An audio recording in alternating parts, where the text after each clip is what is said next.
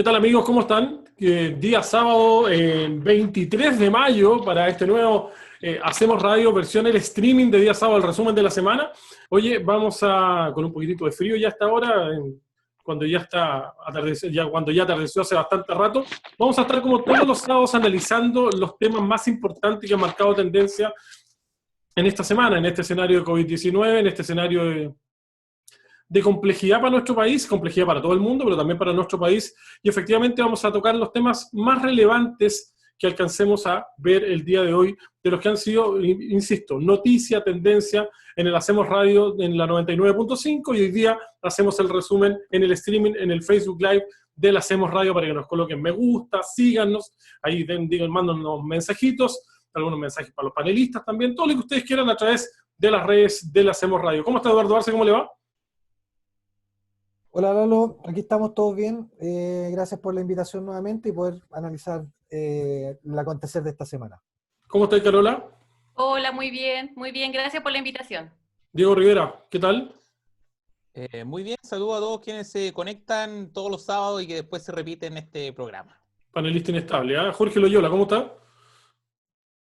Sí, con el botoncito funciona mejor, sí, se lo digo. Sí, si aprieta el botón, ahí se le va a escuchar, cuando apriete, ahí se le va a escuchar. Yo no estaba silenciado. Sí, estaba silenciado. Bien, muy bien. Pato Fuente, ¿cómo te va? Bien, muy bien, gracias. Saludos a todos los panelistas y a la gente que se conecta a este streaming. Alejandro Buja, ¿cómo está? ¿Cómo le va? ¿Qué tal? Buenas tardes a todos. Un gusto de poder compartir una semana más los temas de contingencia nacional y mundial. Oye, vamos en honor al tiempo, vamos de inmediato a la estadística dura para que partamos desarrollando los distintos temas. Jorge Loyola, usted tiene la estadística dura del día de hoy para que veamos cómo va este COVID-19 que nos tiene tan preocupados a todos. Sí, bueno, cada día es más terrible la estadística, porque tenemos que en la región 26 nuevos casos para un total nacional de 65.393. Lamentablemente, 3 nuevos fallecidos enlutan a la región. Se trata de la estadística que estamos mirando. Hay una buena noticia, eso sí, a nivel de China, que hoy, por primera vez durante mucho tiempo, 0 nuevos contagios en China. Esa es una buena noticia, porque por lo demás, en Santiago están ocurriendo nuevamente acciones que atentan contra el manejo de la pandemia, una nueva fiesta, más de 50 personas participaron de una tremenda fiesta. Y otra buena noticia, aparte de la de China, es que ya comenzó a repartirse por parte del gobierno el ingreso familiar de emergencia. 500.000 familias o personas ya lo recibieron en su cuenta RUT. Ellos son beneficiarios de otros, del COVID-19 y otros más, y que ya recibieron el ingreso Yo en la mañana revisé la cuenta RUT, pues si se habían equivocado, pero efectivamente no tenía nada en la cuenta RUT. Todos yo creo que hartos soñaban con que les llegaran de repente unas luquitas ahí, pero independiente que no todos tenían el tema del registro social de hogares ni hecho, ni actualizado, ni mucho menos, pero muchos pensábamos que de repente podía llegarnos por ahí alguna cosita, alguna colita, pero efectivamente no. Yo la revisé. No, yo tampoco, no pasó nada. Oye, el gobierno da facultades a los municipios para fiscalizar cuarentenas, entrega fondos solidarios de 80.000 millones de pesos. Las comunas de Puente Alto, Maipú, Santiago son los que recibirán más recursos. Y el presidente Piñera dijo que el fisco está llegando al límite de lo que se puede hacer responsablemente. Estamos llegando al límite, muchachos, con una casa que teníamos bastante ordenada en el tema de las cuentas fiscales.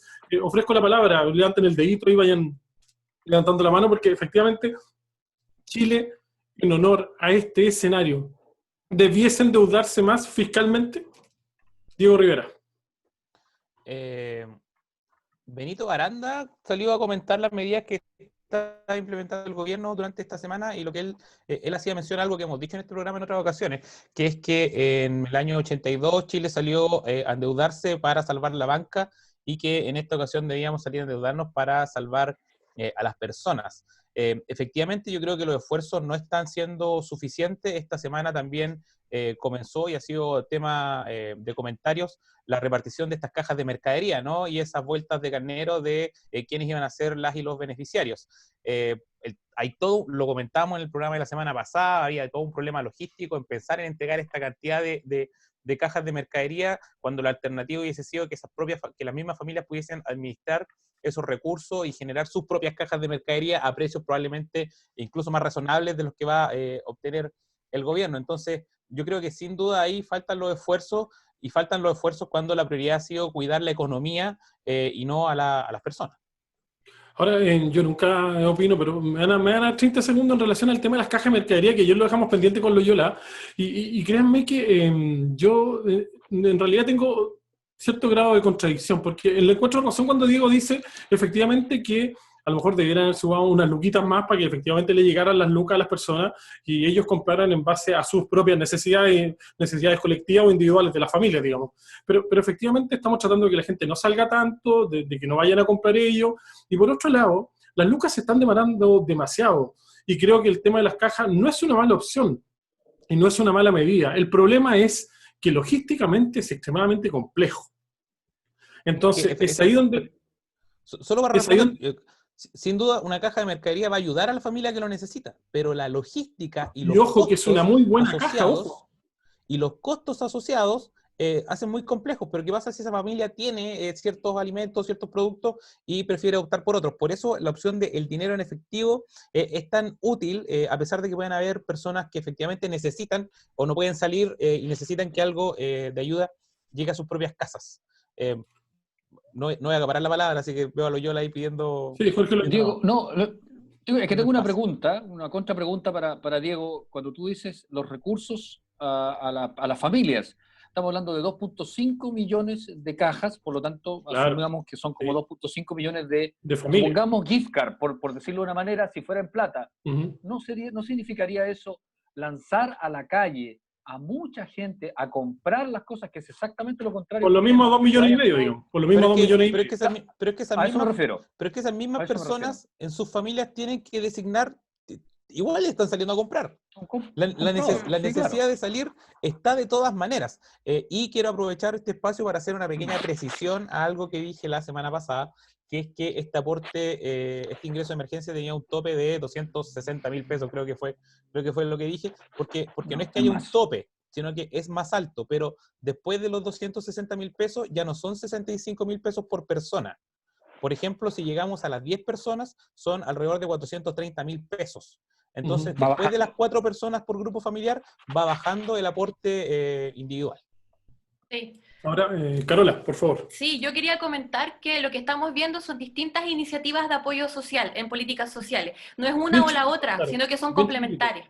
Bien chiquitito, hay que mencionar, Carola, que es una muy buena caja, ojo. Ayer la analizamos. Sí, por eso estoy diciendo. Sí. Y productos no de mala calidad, ni marca C, ni D. No, marcas A, marcas B, efectivamente una muy buena caja.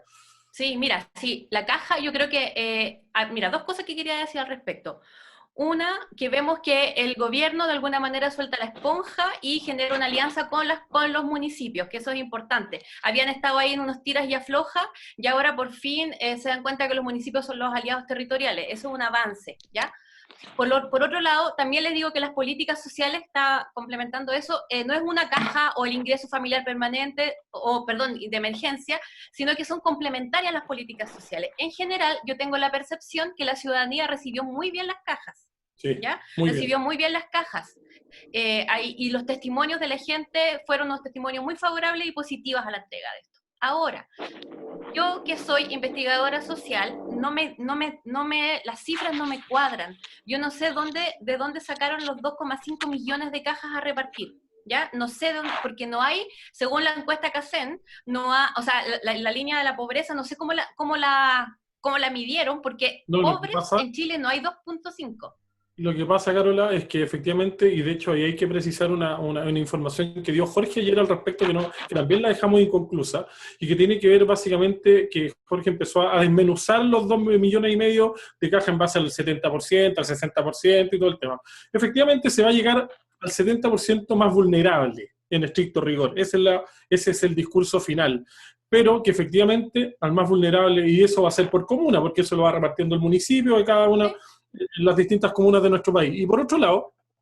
Pero aún así no me cuadran las cifras. Sí, hay que decir con precisión no sé de dónde salieron. Y van a haber comunas en las cuales se va a recibir, hay comunas que efectivamente son tan pobres, todas las comunas, o sea, todas las personas de una comuna en específico, que efectivamente a lo mejor la va a recibir el 90% de esa comuna. Pero hay comunas bastante más ricas, como por ejemplo, no sé, si llama la dehesa, si llama esa cuestión, a lo mejor la va a recibir el 20%, el 10%, el 15%. Entonces, Es ahí donde se complementa y se genera una línea de tendencia, una línea promedio, lo que efectivamente, con esas 2,5 millones de cajas, efectivamente quieren llegar a ese 70% más vulnerable en nuestro país. 70 del 40, ojo con eso. 70 del 40. Sí, así Sí, No, po, no, no. sí, Ahora, se lo sí, dijo porque si no Sichel, tendrían que Eduardo. ser, Sí, sí, 70 porque del ahí 40. 70 estaría. del 40, y sobre ese 40 las municipalidades que tienen la información van a priorizar en qué barrios, casa por casa, ojo Exacto. eso, casa Es- por casa, O sea, no empezaron a con hacer nombre casa y por casa de apellido, ayer. Ya. no con Y nombre y también hay apellido, casa por casa, del 70, del 40% más vulnerable, no es del Sí. 100% Y de también la hay que tener población. ojo que decían que en algunos casos a lo mejor tenían que dejar más de una caja dependiendo El de grupo la más cantidad grande. de personas que viviesen en ese domicilio, digamos. Lo que pasa Y es lo que otro, ahí la distinción, Pato, es ¿Mm? un hogar. Los hogares pueden estar en una casa tú puedes tener varios hogares. Claro, Es por eso. claro. Y lo otro que escuchaba, que si no me equivoco fue al alcalde de Puente Alto, Codina parece el apellido, sí, Codina. Codina. Él dijo que esta primera etapa era con el tema de las cajas, pero lo que ellos estaban viendo ya para una etapa más adelante, lo que terminaran, digamos, el tema de esta caja, era que le depositaran en las cuentas RUT a la gente y que esa plata la pudieran ocupar en los almacenes de barrio, ¿cachai? No que se fueran a meter al supermercado a comprar, sino que, pongamos, están en cuarentena y decir, ya, perfecto, usted puede ir a comprar, pero esta plata es para ocuparla en este almacén, digamos, en el almacén más cercano que tengan ahí, cada uno en su casa. Por ahí va un poco lo que explicaba él, que era como la otra etapa que venía. Claro, efectivamente para generar una activación de la economía más local, digamos, más comunal. Alejandro Pujá, ¿usted está de acuerdo con la repartición de las cajas? Sí, absolutamente, pero en la medida, como lo han dicho algunos panelistas, de que sea una política complementaria. No se puede desperdiciar la posibilidad de utilizar una herramienta u otra, porque evidentemente si queremos que la gente no salga, y menos que salgan adultos mayores, que son los más expuestos a los efectos de la pandemia, porque las tasas de mortalidad de los adultos mayores son mayores, entonces parece razonable que el Estado llegue a esas casas directamente con unas cajas de mercadería, sin perjuicio de los otros aportes que de la batería de medidas que se han estado tomando, el ingreso familiar de emergencia, el seguro de cesantía, los bonos directos. Así que eso está muy bien. Yo creo que acá nadie está de más. La transferencia de los 80.000 millones a los municipios para que hagan ayudas directas también es muy importante.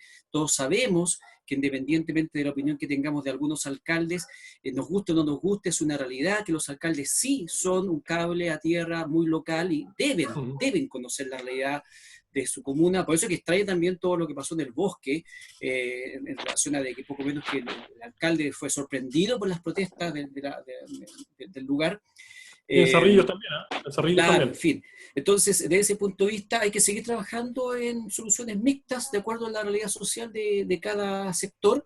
Y lo otro que sí llamaba atención, que quisiera hacer respecto de que en esto nadie sobra. Es decir, efectivamente, de pronto puede ser más eficiente la adquisición de grandes cantidades de productos a grandes distribuidores, y también es válido el planteamiento de utilizar los almacenes de barrio, que lamentablemente ustedes saben que los almacenes de barrio lamentablemente no están todos bien organizados. Cuando digo bien organizados es que no tienen, hay un gremio de almaceneros, pero chuta, medio por ir saltando. Entonces, ¿cómo nos hubiese pillado esta emergencia si, por ejemplo, los almaceneros hubieran estado más organizados y para el Estado hubieran sido una mejor alternativa todavía para llegar con su cadena, su red? ¿Ustedes se imaginan la red que podría significar que estuviesen todos los almaceneros organizados? O sea, yo creo que en Chile no hay una red más amplia de almaceneros.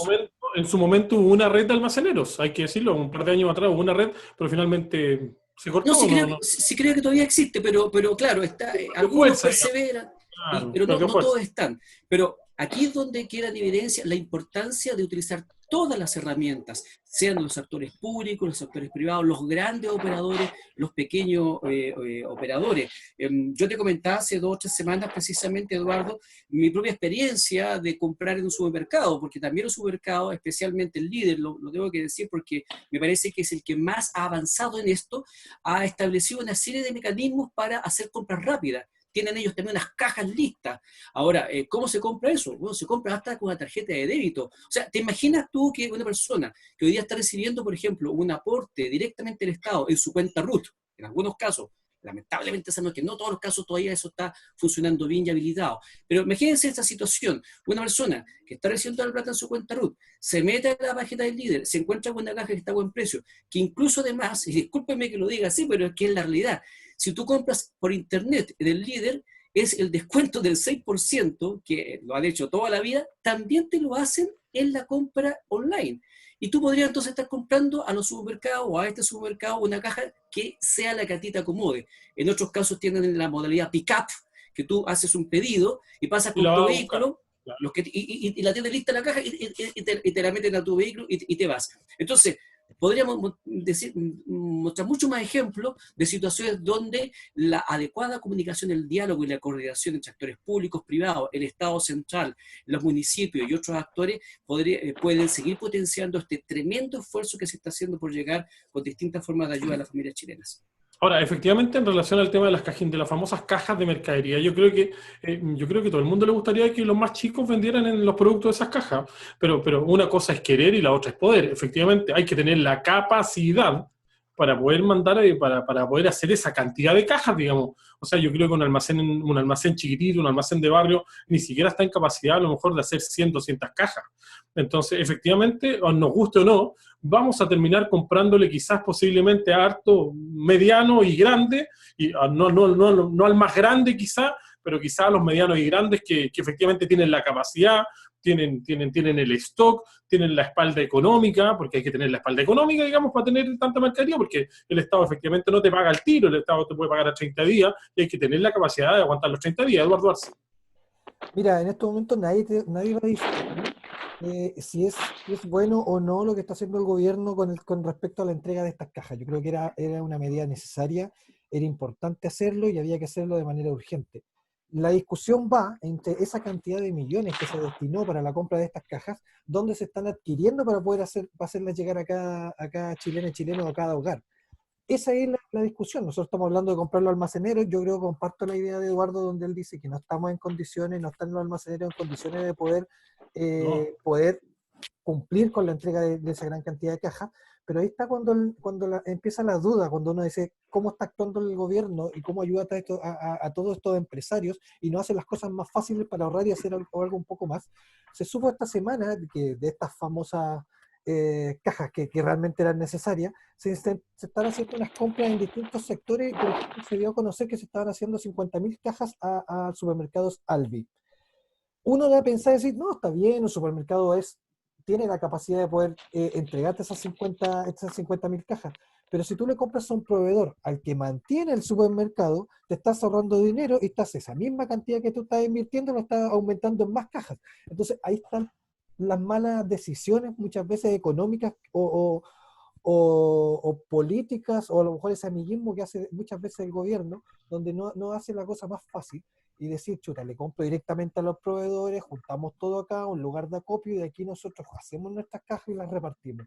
Te vas a ahorrar más dinero, te vas a hacer muchas más cajas que lo que tienes planificado, y vamos a poder llegar a más familias que realmente este es el momento que se necesita.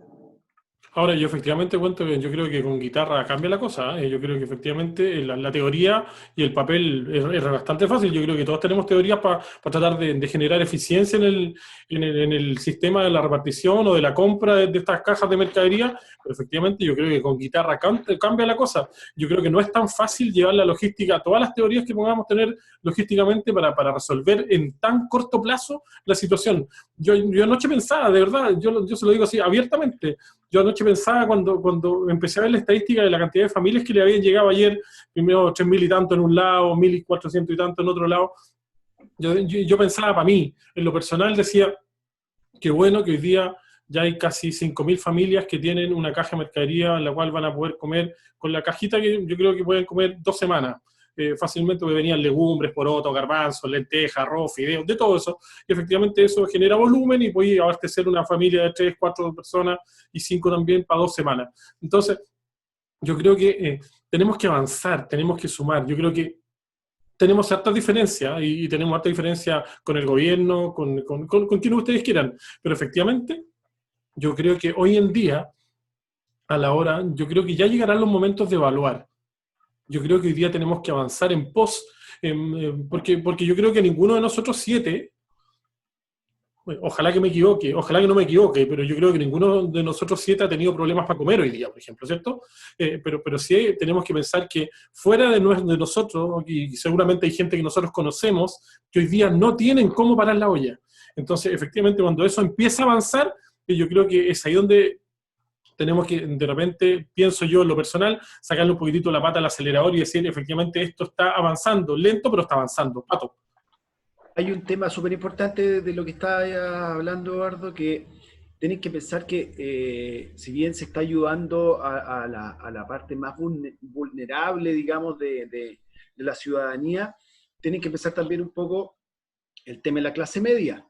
La clase media, si usted te ponía a pensar en una familia normal, en que los dos, el papá y la mamá trabajan, y que lo han mandado, ponte tú, a la AFC, que le llega un poco menos de sueldo un mes, le llega un poco menos de sueldo al otro, y así va bajando, y que tienen que seguir igual pagando cuentas, pagando a lo mejor un dividendo, pagando colegio, y todo ese tema, a lo mejor ellos también, perdón, en algún minuto van a caer en ese porcentaje que también van a necesitar una ayuda, y eso es lo que, entre comillas, yo no he visto un poco, si bien yo creo que, gracias a Dios, a lo mejor nosotros los que estamos acá, no, hasta el momento no tenemos ese problema, pero puede llegar a un punto en que mucha gente de esa clase media que siempre se habla y que nunca llega a nada, se vea vulnerada también en ese sentido, ¿cachai? Carola. Sí, sí, no, interesante porque en relación a lo que decía el Pato y la clase media, efectivamente estas son políticas sociales para la población más vulnerable y a la clase media en este momento no hay ninguna política social de apoyo a la clase media, ninguna, no hay, ni siquiera Sí, un porque subsidio, ni la caja, nada. Ahora yo quería hacer un análisis respecto a la comunicación política de las cajas, ¿ya? A mí me interesa ese análisis política. ¿Por qué? Porque resulta que dio para un comunicado de prensa del gobierno, no un comunicado de prensa, ¿cómo se llama? Una conferencia. Punto de prensa. Punto de prensa, claro. Un punto de prensa que dio una cadena nacional, más bien.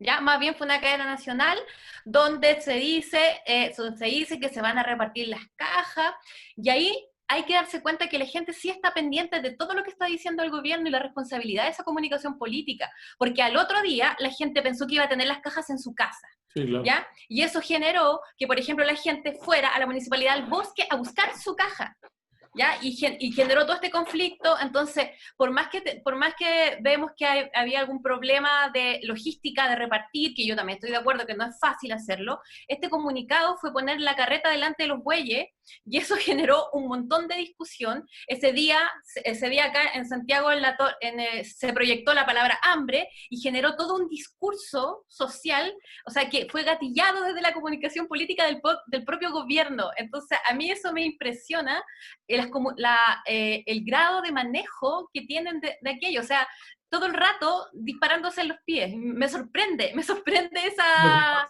Lo que pasa, Carola, es que efectivamente... Me sorprende esa capacidad de autoboicotearse. Es que tenemos un gobierno que tiene serios problemas de comunicación. Sí, por eso... Yo creo que es lo que tenemos que analizar. Es también un punto de análisis muy, muy extremadamente importante, y que yo que estoy inserto en las comunicaciones me lo cuestiono día a día, y peleo solo cuando digo... Mira, peleé hoy día en la mañana cuando vi a una periodista de TVN entrevistar a un médico, el jefe de urgencia de la clínica Las Condes, cuando ella, porque hoy día teníamos 3.500 y tantos casos, Jorge, 3.600 y tantos, algo así. 3.000, sí. Claro, ella pensaba y dio a entender y empezó a comunicar que efectivamente el escenario en el cual estábamos insertos estaba mejor. ¿Quién te dijo que estaba mejor? O sea, ¿quién te dijo que porque ayer tuvimos 4.500 y hoy día tenemos 3.600 estamos mejor? Efectivamente, estamos exactamente igual. Entonces, qué lata que tengamos todos problemas de comunicar, porque el médico le tuvo que corregir a ella y efectivamente decirle, señorita, ¿usted quién le dijo que estábamos mejor? Efectivamente, sí, a mí me preocupa eso. Claro, hay variables que a lo mejor no llegaron tantos exámenes, se hicieron menos exámenes, o hay gente que efectivamente son asintomáticos y no han llegado. Entonces, este gobierno tiene serios problemas de comunicación. A mí me sorprende, lamentablemente me sorprende, ingratamente, de que tengan tanto asesor, de que tengan tanto periodista trabajando en los equipos de comunicaciones y que comuniquen tan mal. ¿Y sabes por qué te lo digo? ¿Y sabes por qué comunican tan mal? Porque son ineficientes los equipos de comunicaciones de cada una de las carteras. Y eso pasa constantemente, porque yo lo vivo diariamente y lo vivo porque a mí me toca convivir con ellos. Y es lamentable que... Son tu contraparte, pues claro, son las Por contrapartes. supuesto, es una lata estar, entre comillas, apelando a la otra parte, digamos, diciéndoles, ahí que estáis haciendo mal la pega, porque efectivamente siento que le dan prioridad a cosas que no son tan importantes. Siento que esconden la cabeza, lamentablemente, discúlpeme la expresión, esconden la cabeza debajo del water cuando efectivamente tienen que salir a comunicar. Entonces, esos son los No, y problemas. además tienen que estar pendientes de que la ciudadanía, la población toda está pendiente de todas las señales políticas que se están dando. Entonces, y esta crítica, yo no la digo en mala onda, sino que en realidad la digo efectivamente para que se miren, para que analicen los discursos y vean qué están entregando a la ciudadanía. Porque generó violencia el otro día. La gente fue a buscar su caja, porque claro, si el presidente de la República, el jefe de Estado, me dice que me va a llegar una caja, y lo veo en todos los programas de televisión, yo voy a buscar mi caja. O sea, es muy básico, ¿no? Entonces, si no me la entregan, ¿qué me genera? Una sensación de orfandad tremenda, una sensación de que me están mintiendo y que en realidad no... Se demoraron ¿cuántos días? 4 o 5 días. Y gracias a ese anuncio se apuró todo. Alejandro Bujá, ¿cómo comunicamos mejor? Eduardo Arce, después va Alejandro, por favor, en relación a cómo comunicamos mejor. Lo mío es súper corto. A lo que estaba hablando la Carola, esa mala comunicación que existe y cómo han evolucionado tanto los municipios en estos momentos y han llevado prácticamente a la palestra y comunicacionalmente los alcaldes esta pandemia, porque los que están realmente conectados con la ciudadanía son los alcaldes, y hemos visto golpear muchos alcaldes las puertas pidiendo cuarentena en sus municipios, pidiendo cuarentena en sus comunas, porque están aumentando los casos y lamentablemente esa poca comunicación que viene desde el gobierno han hecho que estos alcaldes no logren lo que ellos realmente quieren. Lo vemos en el caso por ejemplo, en Valparaíso están aumentando los casos. Estamos viendo a un Jorge Char completamente devastado. Antes de ayer incluso, Jorge Char tuvo una reunión con toda la gente de su municipio y parte también de la ciudadanía, juntas de vecinos, y la imagen que se vio de Jorge Char fue bastante devastada. Incluso hay muchas personas que salieron de esa reunión pensando que él estaba a punto de renunciar porque no ha sido escuchado, porque está pidiendo cuarentena, porque pasó otro fin de semana largo, la gente volvió a salir, las autoridades sanitarias no están haciendo caso a lo que está pidiendo realmente la quinta región, y ¿qué estamos viendo? Que están aumentando, y lamentablemente el gobierno no hace caso, o sea, comunicacionalmente es pésimo, y vemos una comuna de Valparaíso que están aumentando, están habiendo más muertes. Entonces, ¿dónde viene la responsabilidad? Claramente de nuestras autoridades, las autoridades que no saben bajar la información y no pueden escuchar tampoco a los que realmente están que son los alcaldes. Ahora yo creo que es súper importante también decir, ¿qué ha hecho bien este gobierno hoy en día, Alejandro Bujá, en relación a este escenario complejo? ¿Qué ha hecho bien este gobierno, según tu punto de vista? Mira, yo creo que habría que destacar al ministro Mañalich, que se ve que tiene una capacidad técnica, profesional, y un carácter también, ese carácter que todo el mundo le reclama de ser tan fuerte y pesado, el carácter que le ha servido para poder navegar estas aguas turbulentas, donde todo el mundo opina, donde todo el mundo da ideas, pero ninguno de los que opinamos, y me incluyo, tenemos la responsabilidad de la toma de las decisiones. Y yo creo que es el tipo de cosas que terminan apesadumbrando a personajes como Jorge Char en Valparaíso, porque en este tipo de situaciones duras es donde se ve realmente el carácter de las personas. Y bueno, yo no espero nada de Jorge Char, creo que como líder ha demostrado una liviandad absoluta, el efecto de una serie de situaciones contingentes que lo llevaron al municipio de Valparaíso, y hoy día se demuestra claramente que es incapaz de que su liderazgo, ese tremendo liderazgo que alguna vez tuvo, le permita entonces controlar lo que está pasando en su propia comuna. O sea, yo sé que tenemos un problema grave en Chile de centralización y que las decisiones importantes se siguen tomando todavía en el gobierno central, pero tampoco podemos desconocer, ahora que me vayan a decir que el discurso es contrario, acabamos de decir, estamos de acuerdo que los alcaldes son muy importantes en las comunas, que son los que están ahí de a pie, y entonces un alcalde que no es capaz de tener un diálogo con su gente, con sus bases, y ordenar un poco la casa, me parece terrible. Pero yo quería apoyar un poco lo que dijiste tú, Eduardo, respecto del trabajo de los periodistas institucionales o de los comunicadores sociales. Es terrible realmente. Más allá de que sabemos que el presidente de la República es una persona que sufre de una incontinencia verbal extraordinaria, o sea, la capacidad de dispararse en los pies, yo ni siquiera voy a decir este gobierno, voy a decir de Sebastián Piñera, o sea, él marca todo en este gobierno, en el gobierno anterior. Ustedes recordarán cómo se peleaba poco menos con los ministros, porque siempre el presidente quería estar ahí adelante, encabezándolo todo.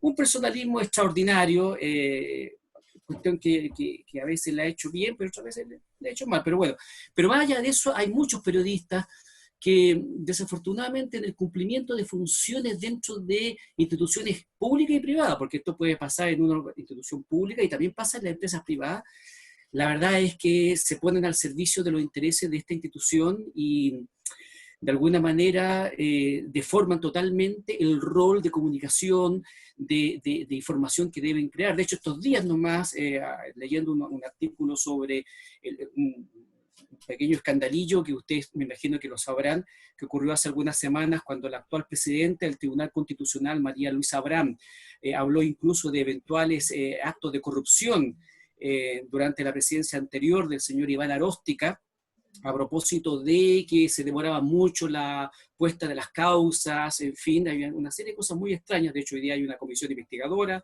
la Fiscalía, el Ministerio Público inició una investigación ante denuncias de eventual corrupción dentro del Tribunal Constitucional.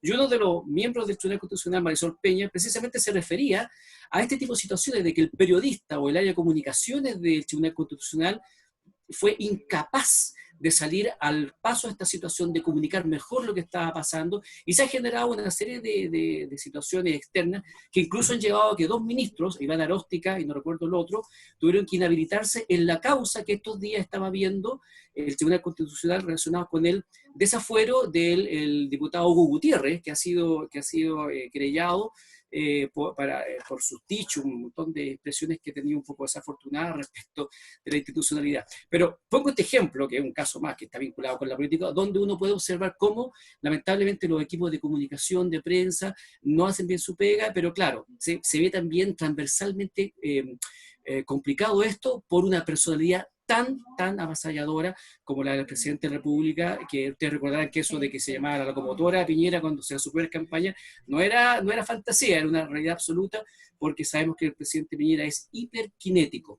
Yo quiero terminar sobre este punto con un tema que me preocupa realmente, y que tiene que ver con todo esto que hemos hablado de la habilitación de los recursos, y es precisamente que estos 80.000 millones de pesos que se le pasan a los municipios para ir en apoyo de las personas, deben ser fiscalizados de la mejor manera posible, como no han sido fiscalizados muchos otros casos de dineros, incluso dineros de la educación. Y aquí esto es un problema transversal, yo ni siquiera quiero politizarlo, porque podríamos poner ejemplos de muchos alcaldes de distintos colores políticos que se han visto envueltos en situaciones de corrupción y acusaciones. Y yo quisiera que tal vez en los próximos capítulos pudiéramos conversar un poquito más sobre la gobernabilidad a nivel comunal, la administración de los recursos, porque estamos viendo que el Estado en distintas áreas gasta mucha plata, parte de ese dinero termina en los municipios, y tenemos un montón de casos que están en Contraloría con denuncias, con investigaciones, donde lamentablemente se demuestra que hay un pésimo manejo de los recursos fiscales de estas transferencias que se hacen a las comunidades, lo cual obviamente es preocupante. Y para terminar un poco la preocupación sobre el tema de cómo llegamos a la clase media, bueno, afortunadamente la política fiscal de responsabilidad que durante 40, 50 años ha tenido el Estado de Chile, estamos hablando de distintos gobiernos, nos lleva de una posición privilegiada del concierto internacional, y eso es importante valorarlo. O sea, mientras otros países le están rogando al Fondo Monetario Internacional que les pase plata, Chile le hace una petición de 28.300 millones de dólares y el FMI dice, no hay problema, ahí está la plata, para inyectarle liquidez al país. Todo esto para decir de que tal vez justamente la fortaleza, 50 años de una política fiscal responsable, nos permiten entonces tener mejores herramientas para poder enfrentar los desafíos de esta pandemia que van a seguir ocurriendo porque esta cuestión no termina ahora. Y es un tema súper importante. Como esto no termina ahora, tenemos que seguir utilizando recursos de la mejor manera posible y no gastarnos toda la plata. Oye, Alejandro, ¿qué tiene que ver eso con la clase media? Ahí me perdí. Sí, lo que pasa es que si usted ve la información de prensa, yo por ejemplo acá la tengo, el diario financiero señala de que uno de los objetivos de conseguir los 28.300 millones es para dar liquidez, que es una cuestión súper importante para todos los sectores, sea personas, familias o sea empresas. O sea, de hecho, cuando se discute un poquito sobre que a la clase media no se le ha dado ningún tipo de ayuda, bueno, primero tendríamos, y tú lo sabes mejor que yo, que definir qué hablamos o quién tenemos por clase media. Sí, Y muchas veces, C3, C2 y C1 hasta 2,5 millones. En ocasiones anteriores, tuvimos en un capítulo anterior, hace 2 programas aproximadamente, mencionabas, por ejemplo, el caso de esta dualidad de identidad entre la persona natural y esa misma persona natural que actuaba como pyme. Pues bien, mi punto es, y ahí yo tengo una discrepancia que la podríamos analizar más en profundidad en otro momento, pero mi tesis es que yo discrepo de que no se haya ayudado a la clase media cuando dentro de la clase media hay muchos emprendedores, precisamente personas que incluso quedaron sin trabajo, no ahora, antes. Muchas veces las crisis económicas anteriores provocaron que muchas personas que trabajaban asalariadamente dijeran ya, no, esto no da más para mí, recordemos que hay discriminación por edad, con 50 años ya nadie te quiere contratar.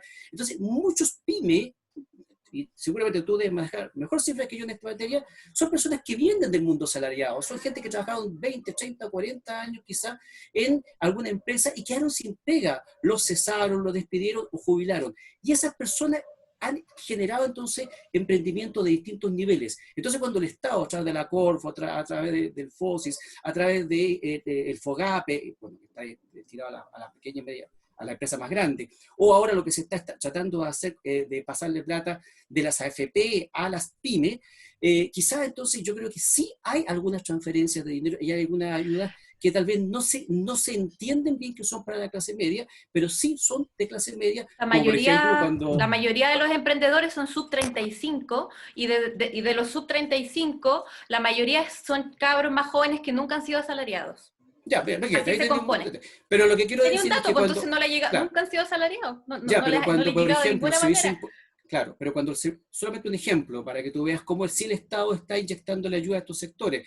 Cuando, por ejemplo, el Servicio de Impuestos Internos decide devolver impuestos o trasladar el pago de impuestos hacia más adelante, está entonces ayudando a que ese pyme tenga una menor presión de liquidez o esté menos presionado por utilizar sus pocos recursos en gastos emergentes o inmediatos. Ejemplo sencillo, lo dije la semana pasada, un señor que era pyme, lamentablemente, y ahí uno ve que hay una falta de conocimiento de la herramienta, que cuando se vio ante la situación de la pandemia, tomó la decisión súper solidaria de pagarle a todos sus empleados y se quedó sin plata.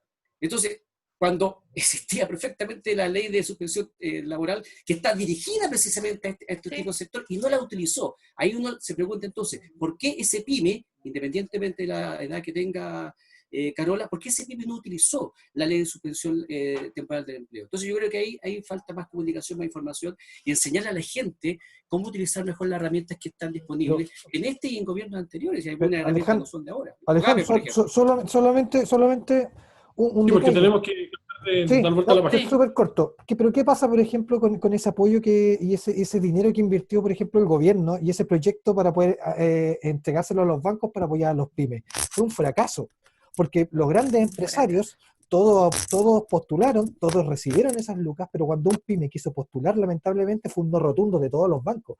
Entonces, cuando estamos hablando de que el gobierno está haciendo medidas para apoyar a los pequeños empresarios y ocupa la banca para eso, lamentablemente lo que siempre se espera es un portazo en la cara porque el más pequeño nunca va a poder tener. No lo logró. Entonces, esos son fracasos. Hay que cambiar la estrategia y hay que realmente pensar en la clase media, como estábamos hablando, pensar en las pequeñas pymes, en los pequeños empresarios, para que realmente esos recursos lleguen a ellos y no se los lleven las personas que a lo mejor no tienen. El caso que tú estabas dando de este empresario pequeño que a lo mejor se metió la mano al bolsillo, quiso ayudar a sus trabajadores, no quiso tomar esa la ley de protección del empleo, lo más seguro es que este empresario, cuando se vio que ya no tenía el dinero y quiso a lo mejor pedirle ayuda a la banca por esto que ayudó al gobierno, lo más seguro es que también recibió el portazo a la cara y le dijeron que no. Así es. Esas Sí. son las cosas Pero el problema es que si más que el análisis ni siquiera requiere tanta profundidad, digamos, todos sabemos cómo funciona la banca, digamos. La banca le presta plata a quien quiere, digamos, y cuando quiere. Pero entonces O sea, ocupemos la banca para poder darle esos beneficios a la clase media, porque sabemos cómo la es la banca definitivamente pretende que no califiques, no califican, digamos. Siempre te buscan una yaya para que no califiquen. ¿Qué es ese ruido? Un ruido medio extraño ahí de fondo, ¿no? Pero efectivamente yo creo que pasa por un tema de que efectivamente la banca le presta plata a quien quiere. La banca efectivamente no está haciendo la pega al 100%. Y esto lo analizamos semana a semana con Alejandro en el segmento de consumidores. Todas las semanas vemos efectivamente situaciones en las cuales la banca abusa de personas, abusa de situaciones y trata de explotar a la gente de la manera más cruel a veces y más brutal y básicamente a veces dejándolo en la calle. Entonces, el analizar en términos, no sé si a profundidad de que efectivamente es una mala metodología. Posiblemente se utilizó la banca, porque la banca tiene la metodología o tiene el know-how para prestar plata y para generar los filtros correspondientes para que también le devuelvan la plata, digamos. Pero yo creo que debiesen haberse generado a lo mejor bastantes más instrumentos y plataformas para efectivamente que estos recursos llegaran de manera más expedita. Pero no supone que la plata no es de ellos. No supone que la plata no es de ellos. La plata es de la banca. La plata es de la banca. ¿Sí? El Banco Central le transfirió y les prestó plata a la banca, una tasa preferencial para que la banca le prestara la plata a los pymes, a los chiquititos, a los empresarios. Lo que hizo fue poner fondos, lo que hizo fue ponerles la fianza a los chiquititos. La garantía, o sea, hay una garantía FOGAPE. La garantía de FOGAPE. Sí, Carola, hay una garantía de un 80%. Sí, pero es la garantía. Pero la plata que le van a prestar a los pequeños no es del Estado, la plata es de los bancos. No, Carola, por eso pero esa plata la inyectó el Banco Central a la banca a una tasa preferencial de un 0,5. Solo para los respaldos financieros, no el capital de préstamo. Lo que pasa es que son distintos instrumentos. Por supuesto. Distintos instrumentos que uno suma, por ejemplo, el Banco Central también disminuyó la tasa de encaje de los bancos. ¿Significa eso entonces que tienen menos presión? Tienen que meterle menos plata al Banco Central a modo de garantía por los depósitos y por tanto les queda más liquidez. Es que ahora, entonces hay otra más información ahí también, pues. Yo entendí todo lo contrario. Yo pensé que el Estado había dicho, tomen, ahí están las lucas para que los bancos puedan prestar. Entonces, yo creo que mucha gente lo ha pensado igual, porque yo me he encontrado con gente que se ha hecho filas enormes en el Banco Estado para que lleguen al escritorio y te digan, deme su RUT, no, usted no califica para la casa, después que te pegaste una fila de 3 horas. El Estado le garantiza, tiene una garantía de un 80%, y por otro lado, a través del Banco Central, el Banco Central transfirió una cantidad determinada de recursos a una tasa preferencial para que efectivamente la banca prestara a una tasa preferencial que era prácticamente plana, y efectivamente que fuera bastante más preferente que en otras situaciones que es bastante abusiva incluso. Pero efectivamente funciona de esa manera, digamos. O sea, mira, más allá de dónde viene la plata, la plata viene de distintas fuentes, claro, si podríamos decirlo así, pero hay un punto en común, y ahí yo estoy totalmente de acuerdo con lo que mencionaba Eduardo Arce, y que tiene que ver con que al final, claro, el Estado usa, o no sé si la palabra correcta es usar, le pide a los bancos que administren esto, porque mal que mal, nos guste o no, los bancos sí tienen una capacidad de administración y de hacer todo esto. El problema es que eso tiene un límite, y lo dijo Juan Manuel Mena, el presidente de la Asociación de Bancos Inclusive Financiera esta semana, de que sencillamente habían pymes que no calificaban, incluso estamos hablando de situaciones dramáticas, de pymes que tenían morosidad y problemas de hace un año. O sea, esa persona no fue afectada ni por la pandemia, ni siquiera por el estallido social, sino que tiene otro problema. Entonces, siempre el juicio de que uno siempre puede afinar y mejorar los instrumentos de análisis del sujeto de crédito, también tenemos que buscar otros actores. Y por eso que estos días se ha dado un debate muy interesante, donde se está pensando cómo de la plata de las AFP se puede sacar para que a través de otros actores, estamos pensando por ejemplo en cajas de compensación, puedan también llegar cooperativas, ahorro, puedan también llegar con recursos a aquellos que no califican de acuerdo a los criterios bancarios. Sin embargo, estos días, y me van a perdonar, compartí una nota de Axel Kaiser. Ustedes saben que Axel Kaiser es un es una persona muy liberal y de extrema derecha, pero hace un análisis demoledor precisamente de esa idea, que parece muy buena en principio, la idea de tomar las plata de la AFP para transferirla a pymes, pero hace un análisis muy demoledor donde él estipula, o como han dicho, postula, que se está poniendo también en riesgo la plata de todos los chilenos que están en la AFP. Yo lo invito a revisar el artículo, está en el Diario Financiero, porque es muy interesante, porque por una parte, todos queremos que los que tienen menos capacidad de acceder a créditos bancarios puedan accederlo y puedan entonces reimprimirle fuerza a su iniciativa, pero no creo que nadie en su sano juicio quisiera que eso fuera a costa de dilapidar los fondos de todos los trabajadores. Oye, y está con nosotros vinosenlacasa.cl, así para que disfruten un buen vinito ahí, una copita de vino del Valle del Cachapal, de las viñas Butrón Buinich y Viña La Roncera, así que vinosenlacasa.cl es quizás su mejor opción y totalmente a domicilio. El sistema chileno es más cruel que el coronavirus, el rebrote de las manifestaciones en Chile en medio de la pandemia. Estamos hoy en día, Diego Rivera, con manifestaciones sociales, con problemas de que la gente efectivamente está reclamando que tiene hambre, vamos a volver a las ollas comunes. ¿Cuál es el análisis? Estuvo larga esta vuelta. Primero decir algunas cosas respecto a lo que se estaba comentando, pero creo que se relaciona y puedo rondear la idea en esa dirección. Ya llevamos como 2 meses de esta crisis particularmente, y la política pública, aparte de lo que tiene que hacer es proyectar y anteponerse a lo que va a suceder. Entonces, lo que hemos visto desde parte de la toma de decisiones del gobierno es vueltas de carnero. Al principio estábamos trabajando sin los municipios. Nos dimos cuenta que los municipios estaban ahí y que ellos podían hacer la gestión. Entonces, ahora trabajamos con los municipios.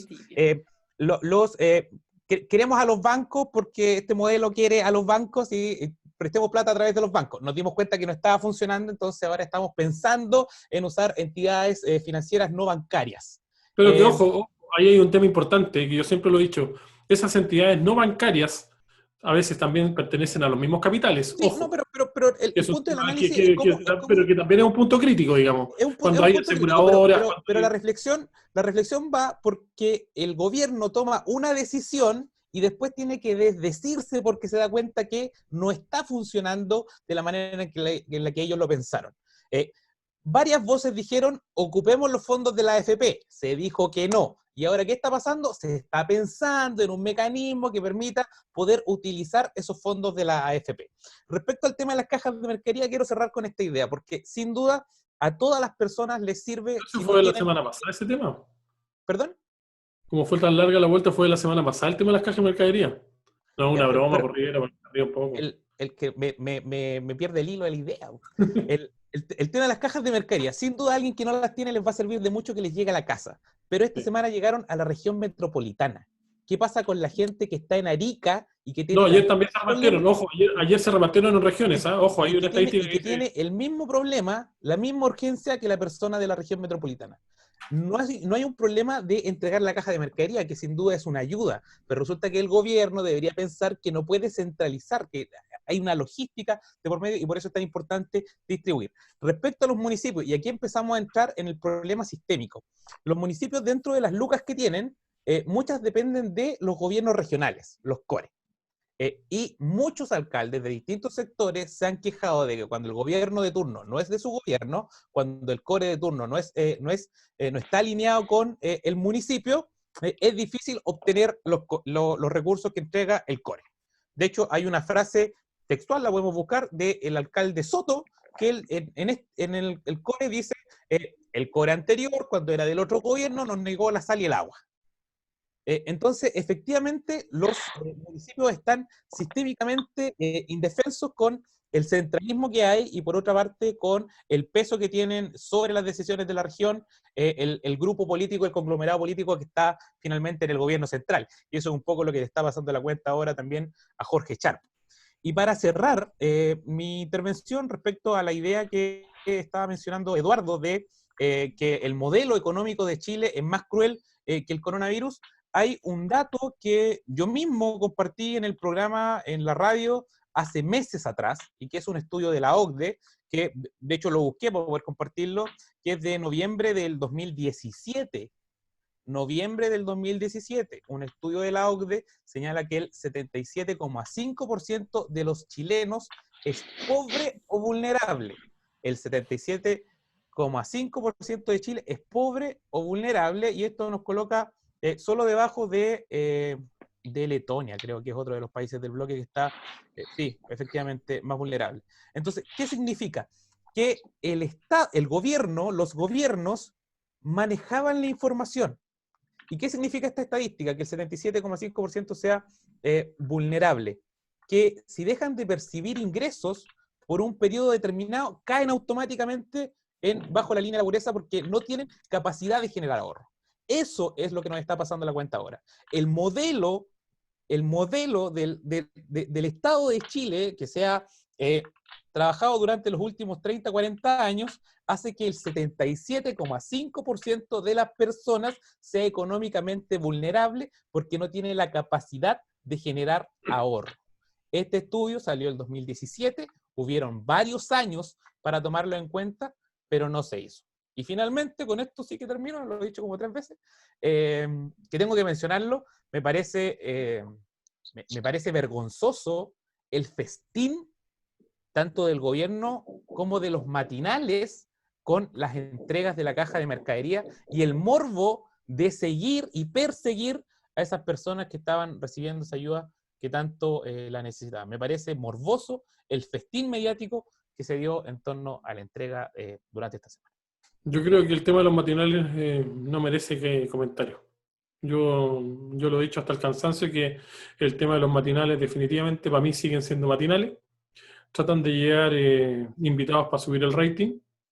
No tienen las personas con las competencias adecuadas para ser los entrevistadores adecuados, de repente para invitados interesantes algunos, y efectivamente van a seguir siendo matinales. Ellos caen en el morbo, caen en la banalidad, caen en la fantasía y también caen en el rating, porque eso es lo más importante, lo que vende. Y la desgracia ajena vende bastante.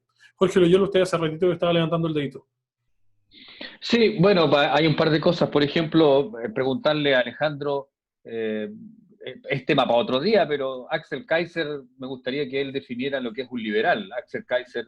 Pero bueno, eso es para otra cosa, el liberal Axel Kaiser. Y en el tema de los matinales, fíjense que se ha dado algo muy curioso. Hubo una imagen que circuló por ahí, donde a propósito de la permanencia o de la asistencia de Lavín a los matinales, donde apareció una imagen que era hasta ridícula, donde aparecía Lavín en un panel y al lado, en el típico recuadro, en el dúplex que se arma, mostrándole imágenes de Lavín. O sea, estaba Lavín en vivo y le mostraban imágenes de Lavín hablando en otra circunstancia. Yo quería hacerme cargo de algunas cosas a propósito de todo este manejo de la información, de el hacer la actividad de entrega de cajas justo a la hora de los matinales no es casual. Hay todo un manejo de la información, pero yo me iría un poquitito más arriba a ver cómo finalmente... Perdón, Jorge, lo que usted tiene que tomar en cuenta es que el matinal están desde las 8 de la mañana hasta las 12 del día. Y efectivamente ellos utilizan un horario en que efectivamente está todo el aparataje público, privado está funcionando, digamos. Entonces, ellos aprovechan la plataforma que tienen simplemente para vender como canal de televisión y lamentablemente venden a costa de mostrar la calamidad, lo mal que está pasando la gente, digamos. Sí, eso Porque está bien. Sí, al final, no serían matinales, digamos, ¿no? Al final los matinales terminan siendo el brazo armado del gobierno de turno y eso viene ocurriendo hace mucho, mucho, mucho rato. Quiero ir un poquito con una idea que se habló hace un rato atrás, donde prácticamente le están echando... Yo no soy periodista, ni mucho menos. Soy fotógrafo, autodidacta, jamás sería periodista, no me interesa. Tengo una opinión muy particular del tema de los periodistas, por lo demás. Pero a ratos como que se le echa la culpa a que los periodistas tuvieran la culpa del tema. Y resulta que aquí no olvidemos que finalmente los periodistas son empleados de un servicio, son empleados de una intendencia, son empleados de un gobierno, y son ellos los que terminan poniendo en los medios lo que su mandante, su patrón, les dice. Por lo tanto, aquí los periodistas son también una herramienta del sistema, probablemente hay algunos que manejan esa idea comunicacional. Y esta inseguridad en el tema de las comunicaciones probablemente tengan que ver con el líder, en este caso con Piñera, que es muy yo-yo, muy especulador. Por lo tanto, yo creo que se tira, tanto así que el último encargado de prensa de La Moneda duró nada, que era un tremendo periodista de mucha trayectoria y ya se fue. ¿Por qué? Porque no estuvo de acuerdo probablemente con los cambios que le hacían a las políticas. Por lo tanto, aquí el problema no es los periodistas, no es el aparato comunicacional, no es ese, el problema es otro. El problema es la inseguridad en las decisiones políticas que se han ido marcadas por un interés económico, que ya también lo hemos conversado, más allá de lo que significa la protección de la vida de las personas en definitiva, donde el Estado no es un negocio, el Estado no necesita un gerente, el Estado tiene la obligación de tomar acciones que no son negocio, que son poco rentables económicamente, pero está obligado a tomarlas, porque es el gran protector de la sociedad en definitiva y de cada uno de sus habitantes. Aquí no se trata de si es negocio o no. El Estado chileno, a propósito del tiempo que lleva, manejándose, diría yo, económicamente aparentemente bastante bien, puede ir al mercado internacional, al Fondo Monetario, donde sea, a pedir plata y se la van a pasar. Seguro que se la van a pasar. Puede también generar bonos soberanos y se lo van a pasar. Va a tener mucha plata. Creo que ahora es el momento que el Estado gaste todas las lucas que tiene que gastar, porque el país tiene espaldas para poder soportar eso.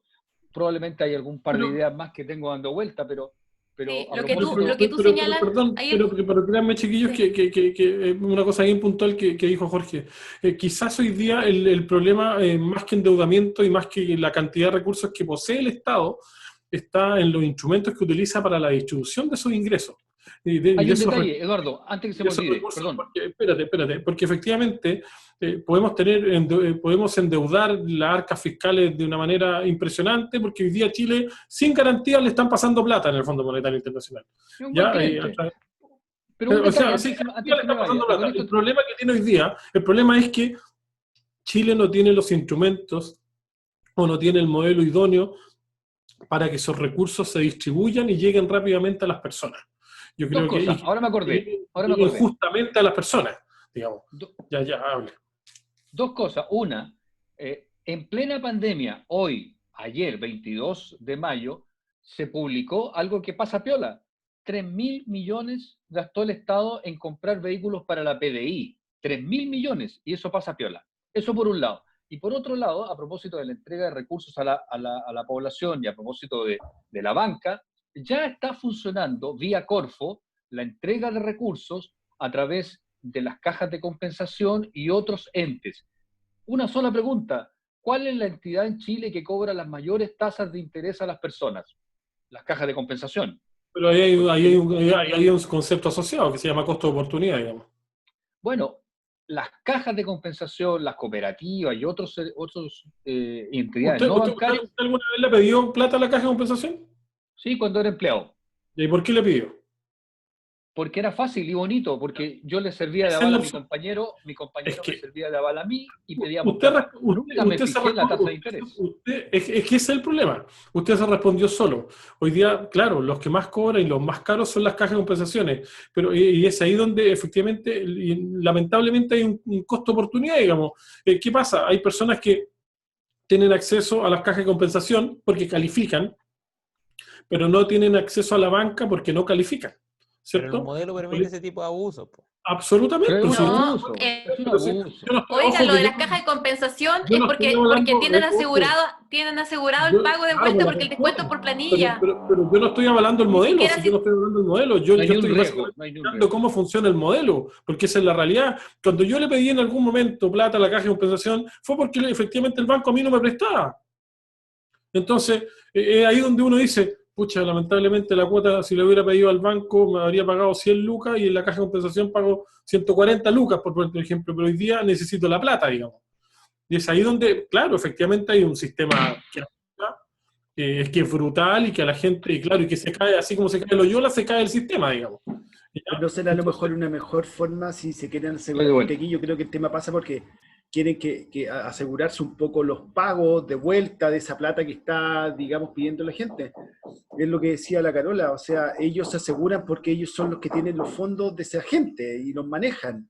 La otra vez lo conversamos en un programa también, el mismo tema de la AFP, que a lo mejor la forma hubiese sido pasarle plata de la AFP a la gente y así, ¿cómo se aseguran de los pagos? Ellos tienen la plata de todos nosotros. ¿cachai? Ahora, si tú me preguntáis a mí, yo prefiero yo gastarme la plata de mi AFP a que ellos se la pierdan, porque ellos no Claro. pierden, Aparte ¿cachai? que ya, oye, el otro día lo conversábamos, 2 millones, 3 millones, y yo se lo comentaba a Alejandro, Sí, que la FP te pase 3 millones de pesos, créeme que en tu jubilación el día de mañana van a ser 2 chauchas, porque efectivamente es muy marginal la diferencia de 3 millones de pesos en una jubilación que definitivamente es un desastre, en un sistema menos que de te... una OF. No, si no es nada, son 20 lucas la diferencia. Y créeme que hoy Así es. día, si tú a la persona le dices, usted prefiere que yo le pase los 3 millones para que pueda comer, ponle, supongamos que va a ir con 500 lucas, 6 meses, tranquilo, o prefiere ganar 20 lucas de jubilación más adelante, la gente no lo va a pensar, hasta decir, páseme los 3 millones, digamos. En Perú ya Entonces, entregaron recursos, ¿ah? Esta semana empezó la entrega de recursos, o al menos la inscripción para pasarle plata a las personas, no me acuerdo los montos, pero empezó el proceso de entrega de plata de sus cuentas de AFP a los cotizantes en Perú. ahora Bueno, no vamos. efectivamente este coronavirus definitivamente visibiliza las desigualdades del modelo económico chileno. Por supuesto, o sea, el coronavirus llegó a reflejar realmente cómo estamos como país. O sea, aquí no éramos jaguares, no estábamos como decía Piñera, que éramos prácticamente El oasis. el oasis. No Pero es es, que ojo, no es, no que estamos los en un jaguares, oasis. que los jaguares no lo ha dicho solamente Piñera, se ha No, esto dicho viene de no sé mucho cuántos años para atrás, digamos, viene de y años es para lo que yo atrás. siempre he Lo criticado, de que yo ahora es siempre... lo que apoyó la Carola. El oasis que decía Piñera realmente quedó reflejado y se fue a las nubes pensando con que no estábamos preparados. Diciendo en febrero, estábamos preparados para enfrentar una pandemia, y hace un par de días atrás dice, no estábamos preparados para enfrentar una pandemia. Claramente, comunicacionalmente, el presidente está diciendo lo que está pasando. No estamos preparados, no están llegando recursos, estamos recién pidiendo hacia afuera, cuando teníamos también los recursos para poder endeudarnos, no había ocupado ese 2% que podía ocuparlo, lo está ocupando tardíamente, las formas como lo está ocupando son siempre tarde. Entonces viene completamente a reflejarnos cómo estamos como país, cómo está nuestra economía, y sobre todo nos da a entender por qué pasó lo que en octubre, porque la desigualdad creció aún más. Eso es Ahora, un país completamente desigual. ¿y eso qué es lo que fue? ¿De qué fue eso? Un dinosaurio. A una tirada de cadena de baño, digamos.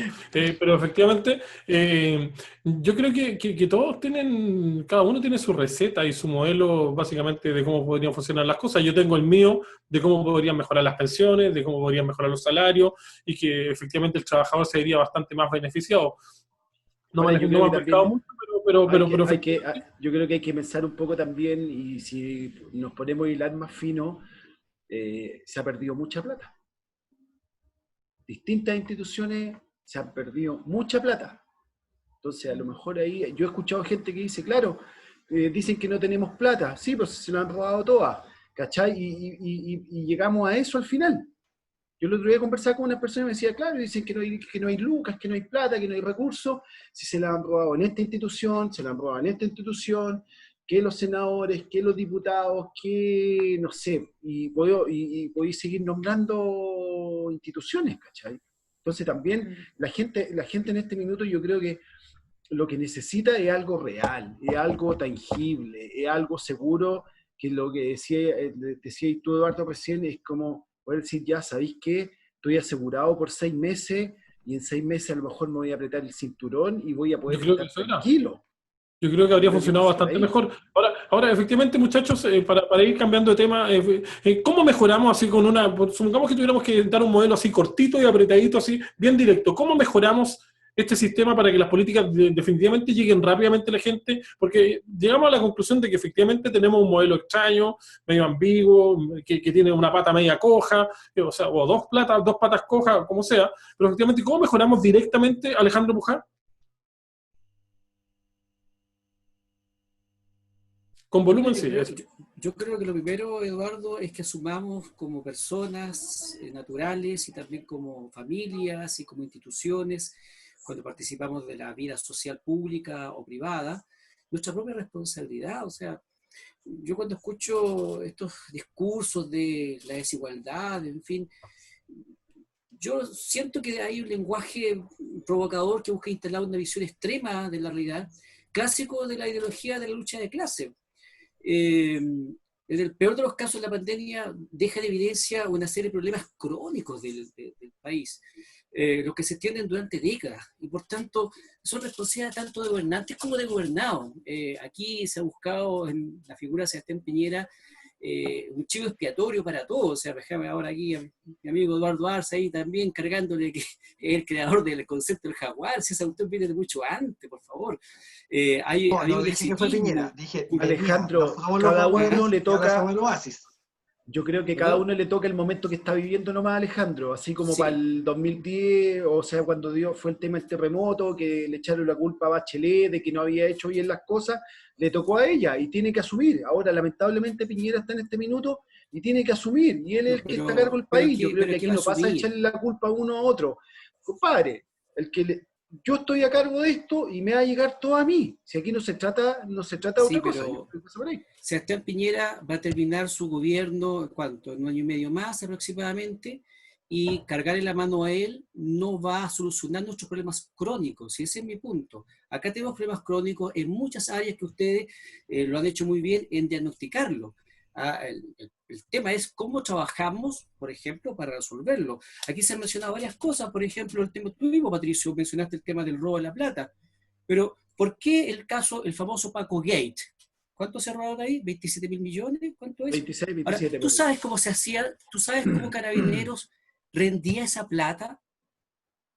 Prácticamente no rendía esa plata. O sea, había cero norma de Contraloría o de contabilidad en ese caso. Entonces, ¿culpa de Piñera? ¿Culpa de Bachelet? Por favor, es una culpa del Estado de Chile. Todos nosotros que no nos preocupamos de cómo funcionan realmente las instituciones. Entonces, cuando Eduardo Fuentes hace la pregunta, ¿cómo lo solucionamos? Bueno, yo vengo a varios capítulos de este programa y es parte de mi discurso público, diciendo, preocupémonos de la administración del Estado, preocupémonos de lo que hacen los municipios, lo que hace, por supuesto, el gobierno. Delante, no sé cuál de ustedes señalaba los problemas vinculados con los costos de la compra de los alimentos y de las cajas para la ayuda. Hoy día el sistema de compras públicas es bastante transparente. Si alguien tiene dudas sobre eso, métase ahí a la página de compras públicas, vea a quién se le compró, cuánto se pagó y presente entonces la información objetiva si es que cree y si hay sospecha de que hay algo que está mal hecho. Pero seamos responsables, no le tiremos las cosas al voleo, porque eso es lo que yo veo demasiado, todo está malo, todo se lo roban y, bueno, ¿y qué? ¿Que nos quedamos, acabamos el programa y nos vamos para casa? No. Hagámonos cargo de realmente los problemas. Si tenemos una información de que alguien está haciendo un negocio con platas públicas, entonces denunciémoslo responsablemente en los canales que corresponden, ante la Contraloría General de la República, ante la Fiscalía del Ministerio Público, y hagamos que todo funcione como corresponde, porque si no, ¿saben lo que uno se queda? Yo creo que muchos que nos escuchan se quedan con la sensación de que, mira, los panelistas hacen un buen diagnóstico de los problemas, pero fíjate que al final está todo en el mismo barro. Y no avanzamos un centímetro en soluciones. Carola. Sí, yo quería comentar que cuando se habla de la desigualdad, uno se podría acercar al análisis de la desigualdad desde dos vías. Una que es desde la vía de la economía política y otra de la repartición de derechos. Cuando tú te acercas desde la economía política, lo que haces es ver la distribución de la riqueza, ¿sí? Y cuando te acercas de la vía social, lo que ves es si los derechos que tienen que ver con la igualdad de las personas, con la dignidad de las personas y las libertades fundamentales, se reparten en igualdad de condiciones, ¿ya? Eso es una base. Ahora, cuando hablamos del sistema chileno, nosotros tenemos un problema con ambas aproximaciones, porque la distribución de la riqueza es desigual, ¿ya? Para eso hay que leerse mucha documentación que está detrás, sobre todo, por ejemplo, Desiguales, que es del PNUD, que nos deja muy clara cómo se mide eso. ¿Ya? Chile tiene, y como decía Eduardo, tiene uno de los grandes problemas, es que la distribución de la riqueza es demasiado desigual. Por otro lado, tenemos el problema de los derechos y las garantías constitucionales desde los derechos de las personas, ¿ya? Lamentablemente, ahí también vamos a decir que no existen las garantías y que el Estado está en una deuda en lo que tiene que ver con la titularidad de derechos de las personas y el acceso fundamental a los derechos más básicos. Entonces, ¿qué es lo que ocurre? El Estado chileno está en un chaleco de fuerza, porque incluso este propio gobierno se encontró, y y todos los otros gobiernos, cuando quieran agilizar los apoyos sociales, se van a encontrar con una arquitectura del Estado, que tiene que ver con las estructuras del Estado, que no van a permitir tener políticas sociales tan rápidas y inmediatas, ¿ya?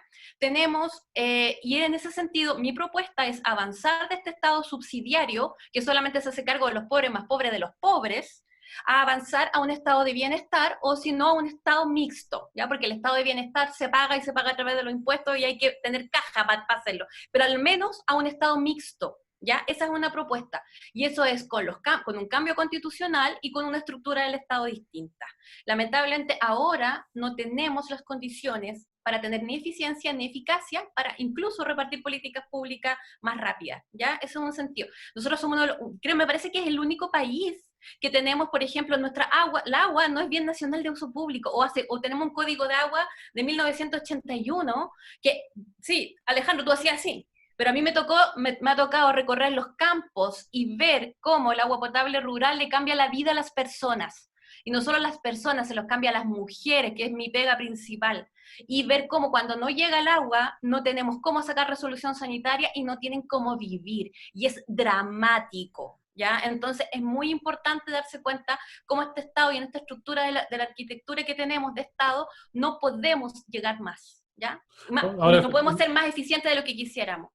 sí, ahora efectivamente, bueno, nos quedan 7 minutos, muchachos, pero 8 minutos, y está uno de los temas sensibles que tiene que ver también con el tema de desigualdad, con el tema pandemia, con el tema del escenario COVID-19, tiene que ver también con esta mega sequía, con que efectivamente también no le llega el agua a algunas personas, con que efectivamente la distribución del agua tampoco es la óptima, que hay sectores en el cual un sector importante de personas y de una cantidad importante de familias que hoy día no tienen agua potable, y estamos en un escenario de emergencia sanitaria. Entonces, ¿cómo compartimos, cómo combatimos esa situación, una situación brutal, desigual, injusta de la vida, de que efectivamente, pucha, yo lo único que necesito hoy día es agua para lavarme las manos, para pegarme una ducha, porque efectivamente quiero no contagiarme, y hoy día hay personas y familias que no tienen agua, Diego Rivera? Dentro del parte de las propuestas, y a propósito del tema del agua que lo menciona la profesora Carola, que comparto su visión, yo creo que una de las propuestas principales surgió con el estallido social, que tiene que ver con este cambio en la Constitución para cambiar la estructura, ¿no?, del modelo que está instalado y que se instaló en una dictadura, por lo demás, de esa forma, con violencia, con violación a los derechos humanos. De esa manera se instaló el modelo actual en Chile. Entonces, claramente hay muchas cosas que cambiar, y dentro de esas cosas que hay que cambiar tiene que ver con el personalismo de la toma de decisiones también. Acá las decisiones están acotadas al presidente de la República, por ejemplo, o están acotadas al alcalde, que terminan siendo así como patrones de fondo, ¿no?, de sus respectivos municipios. Entonces, hay que compartir la toma de decisiones. Hay muy pocas facultades, por ejemplo, para los concejales. Los concejales terminan diciendo que sí o que no a lo que propone el alcalde, pero sin capacidad de levantar sus propias propuestas, y eso también es una crisis de representación y una crisis de legitimidad, que son finalmente las cosas que han ido socavando este modelo. El tema del agua, sin duda, es brutal, y es tan brutal que el INDH presentó esta semana un recurso de protección en contra de la gobernación en la quinta región. La provincia en particular tiene que ver directamente con la provincia de Petorca, ¿no?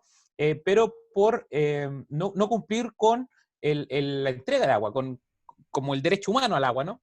Perdón, que tengo la cuña aquí para decirlo con mayor precisión, contra la Gobernación Provincial de Petorca y la Secretaría Regional Ministerial de Salud, al no disponer de la cantidad suficiente de agua potable para abastecer a las comunidades. Y ahí el registro es brutal de lo que se presenta en este recurso de protección, porque hacen un listado de las comunidades que tienen 0 litros de agua. 0. Y yo creo que eso es súper importante. El Pedernal, Los Comunes, Las Palmas, Padre Hurtado, Calle Larga, Padegua, Hierro Viejo, El Soberante, son comunas donde no está llegando nada de agua. La Organización Mundial de la Salud dice que una persona, para satisfacer todas sus necesidades de comida e higiene, tiene que recibir 100 litros al día. En donde se está llegando el agua están llegando 50 litros o menos, y están también estas comunidades donde no está llegando nada. El agua como derecho de propiedad está avalado en la Constitución al final del artículo 24, ¿no? Entonces eso también es parte de las reformas estructurales que hay que hacer. El Código de Agua lleva 8 años discutiéndose en el Congreso, no ha salido finalmente con cambios, y el problema que hay es que el sistema, el agua podríamos decir que tiene 3 usos, ¿no? El uso productivo, el consumo humano y la mantención de la biodiversidad, ¿no? Lo que ha hecho este sistema es poner en prioridad el uso productivo por sobre el derecho humano al agua y por sobre la subsistencia de los ecosistemas. Entonces, una de las cosas necesarias que hay que hacer en este cambio de constitución es cambiar el orden de esas prioridades y poner, por supuesto, el acceso humano al agua, en segundo lugar, la protección de los ecosistemas y en tercer lugar, los fines productivos, porque si no cuidamos las primeras dos, eventualmente tampoco vamos a poder desarrollar ninguna función productiva en el largo plazo. Ahora, efectivamente, nos vamos a demorar demasiado en desglosar todo, si podríamos estar días y semanas hablando del problema del agua. Ahora, el problema, hoy día vamos a abordar puntualmente, y el próximo sábado vamos a desglosar el arbolito y le vamos a sacar las ramitas de lo que tiene que ver con el agua, pero hoy día puntualmente el problema del agua es más grave y tiene que ver con lo que dijo Diego, con que efectivamente hay un tema que lo deja al descubierto, de que efectivamente hoy día se necesita el agua como un bien indispensable. ¿Por qué? Porque estamos en un escenario sanitario complejo. Si bien es que el escenario es complejo cuando no hay coronavirus, digamos, de que efectivamente hay gente que no tiene para tomar agua, no hay gente que no tiene para regar su campo, hay gente que no tiene para que tomen sus animales y los animales se mueren, porque efectivamente hay sequía, que definitivamente hay personas que se roban el agua, pero el problema hoy día es más grave. Hoy día el problema es que a esa misma gente que, si bien no le llegue el agua y se la arregla de una u otra manera con la mafia de los camiones de alquibe, el problema es que hoy día, efectivamente, toda esa gente, por no tener agua, se puede enfermar. Y ese es el problema. Se puede contagiar y se pueden generar brotes de contagio por no tener agua también. Otra cosa. Ahora es un problema humanitario. Absolutamente. Con las facultades que entrega esta Constitución y este modelo, con las restricciones que hay a los derechos de propiedad en este estado particular en el que nos encontramos, el presidente perfectamente podría disponer de este recurso de otra manera. Entonces, aparte de los problemas estructurales, también tiene que haber detrás voluntad política. Poner dos datos concretos y de esta región. Nosotros con Eduardo Fuentes, en unos meses atrás, entrevistamos en la radio a personal del SAC, y el personal del SAC nos atestiguó que incluso en nuestra región habían mortandad de animales porque no tenían dónde tomar agua. Y extraoficialmente, sin querer dar su nombre, uno de los socios de la primera sección del río Cachapoal nos dijo a nosotros con Eduardo que si ellos ocuparan todos los derechos de agua que tienen, no quedaría agua para las secciones que vienen más abajo del río Cachapoal. La mayoría de las cuencas, sobre el 80% de las cuencas de agua en este país están sobreotorgadas. Y también con las excepciones constitucionales de este momento. Y también hubo una autoridad de la región, Diego, ¿recuerda usted o no? Que nos tocó entrevistar cuando esta autoridad dijo que efectivamente el problema del agua era un mito. Es que hay gente que no sé cómo, no sé con qué óptica está mirando, porque de hecho estamos, no sé, vamos a llegar a junio y todavía no llueve. O sea, es evidente, ya ni siquiera necesitamos tanto de estudio. En los últimos, perdón, me largué con el tema, pero el último balance hídrico es del año 87. Y el Estado de Chile ha estado repartiendo agua con criterios de los 90, cuando todos hemos evidenciado el cambio que ha habido hasta la fecha. Entonces, efectivamente, hay cosas que cambiar en el mediano largo plazo, como a través de una nueva constitución, como a través de un nuevo código de agua, pero también hay acciones que se pueden tomar hoy en día, como las que permite este estado de excepción constitucional.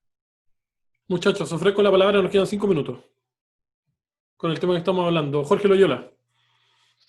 Sí, estaba pensando a propósito de lo que conversamos o de lo que usted más bien conversó con Muntaca, pero además de eso yo tuve la oportunidad de trabajar para uno de mis clientes hace años atrás en el Valle del Huasco.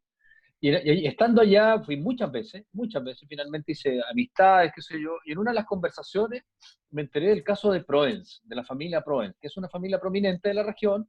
Haciendo la historia corta, finalmente ellos se apropiaron, o más bien dicho, les regalaron muchos derechos de agua que en su minuto parecían no tener mucha historia, porque el río tenía mucha agua. Finalmente pasaron los años y ellos, cuando llegó la escasez y llegó el auge minero en la zona, terminaron vendiendo en millones de dólares sus derechos de agua. A la sazón, cuando yo iba hacia allá, el intendente de la región era Jaime Proens, uno de la familia de los Proens.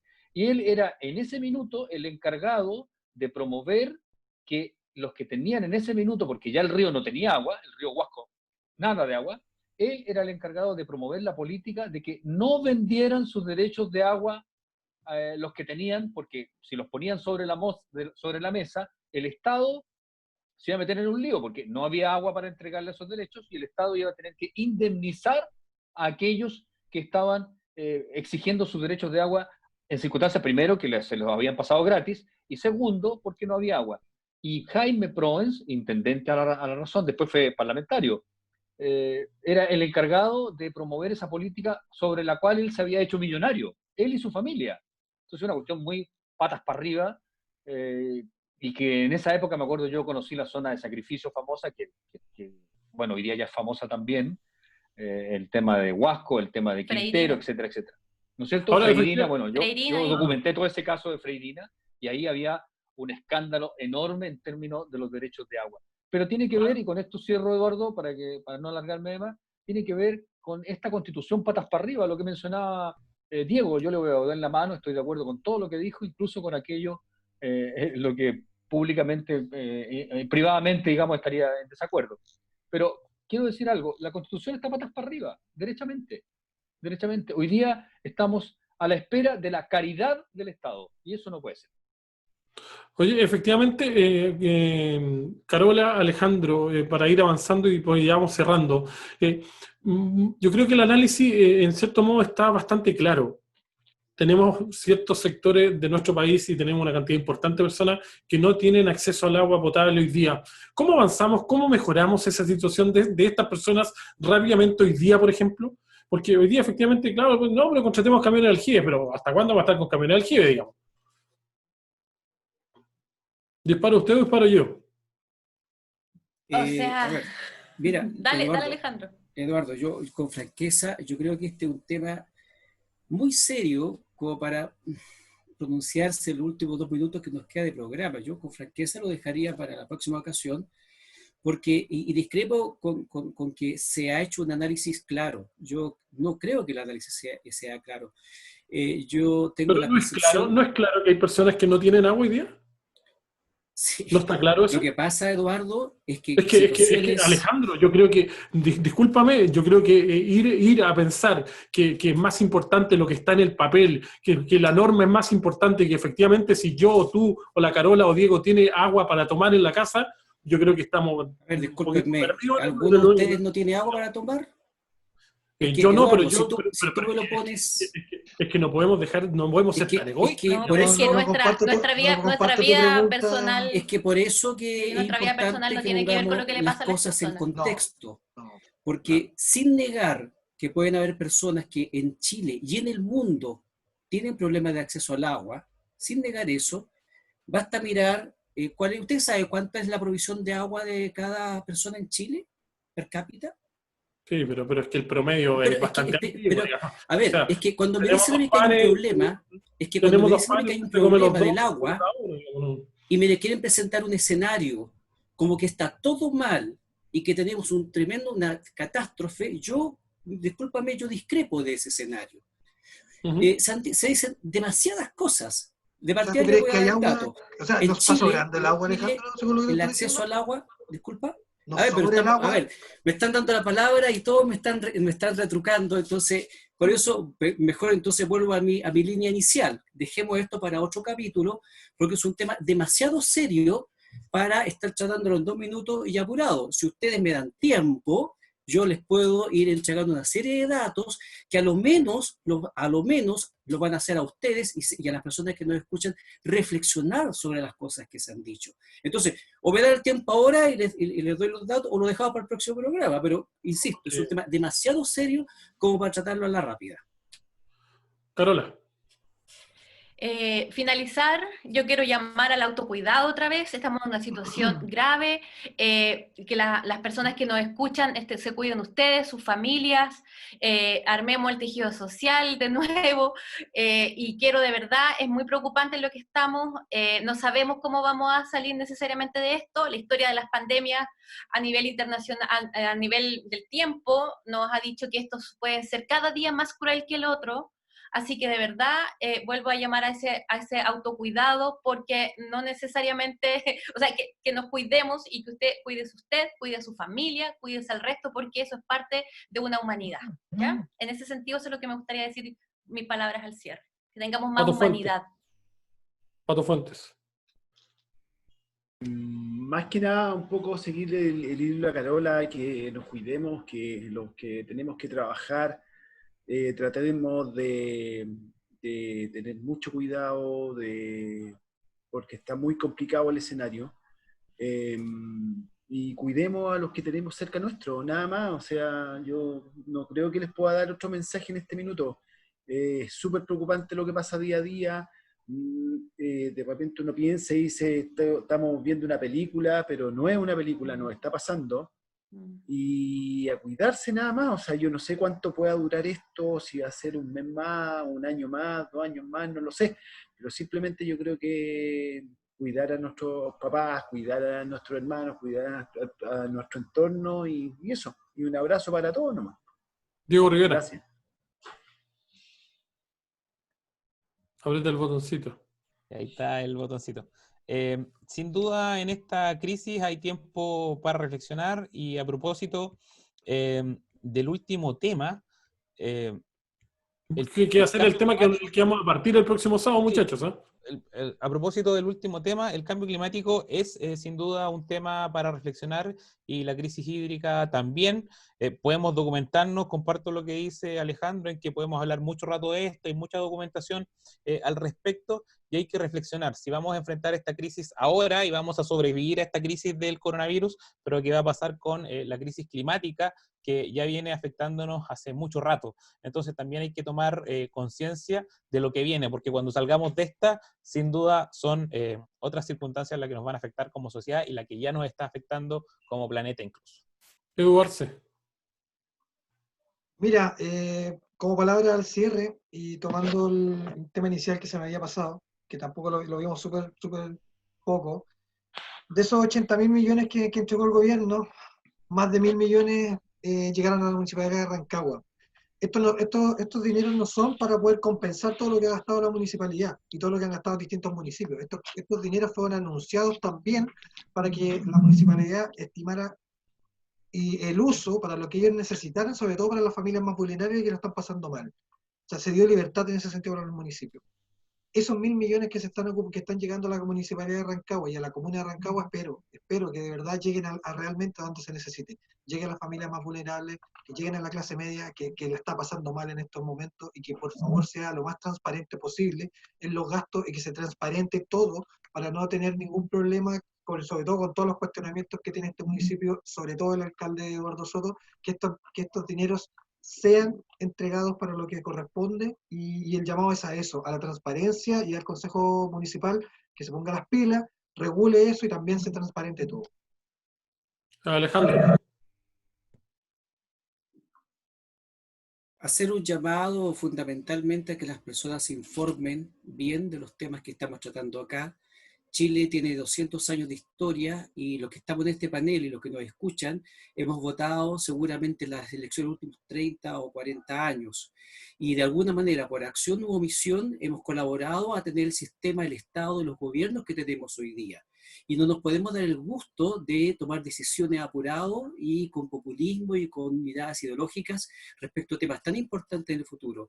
Así que yo hago la invitación a informarse, a educarse bien y la invitación a que la próxima semana nos juntemos acá para hablar de este tema tan importante y tan vital que se ha planteado, que es como el tema del derecho al agua. Sí, el próximo fin de semana vamos a hacer un especial que tiene que ver con temas medioambientales, con el tema del agua, cambio climático y ese tipo de cosas. Bueno, en el escenario también, pero también que tiene que ver con esta historia que hace mucho rato estamos viviendo y con lo que se nos viene también climáticamente a nuestro país y en tema de recursos hídricos. Jorge Loyola, ¿usted parece que no le ha llevado la palabra final? ¿O sí? ¿Se la dio? No, final no. Decir, por ejemplo, en la entrega de recursos que hablaba Eduardo a la Municipalidad de Rancagua, que Rancagua recibe 1.100, que hay algunas municipalidades que no van a recibir plata, que son Las Condes, Lo Barnechea, Vitacura, porque tienen caja bastante grande. Y luego vienen, qué sé yo, Puente Alto con 2.500 millones, Maipú con 2.200, Santiago, Municipalidad de Santiago 1.677, y luego un montón de municipalidades como Rancagua, que recibe el orden de los 1.100. Me voy a despedir con una buena noticia. El fiscal solicitó formalización de Sebastián Izquierdo. ¿Se acuerdan de Sebastián Izquierdo? Bueno, está siendo formalizado Sebastián Izquierdo a propósito de todos los llamados a la violencia. Bueno, lamentable, muchachos, muchas gracias por estar hoy día en el panel del resumen de la semana, Hacemos Radio del Streaming. Ha sido un tremendo programa. Saludos a todos nuestros auditores. Los que quieran tomarse un buen vinito, vinosenlacasa.cl, hay unas promociones espectaculares. Mira, Rivera ya está sonriendo ahí con vinosenlacasa.cl, la Carola también, el Pato Fuentes también.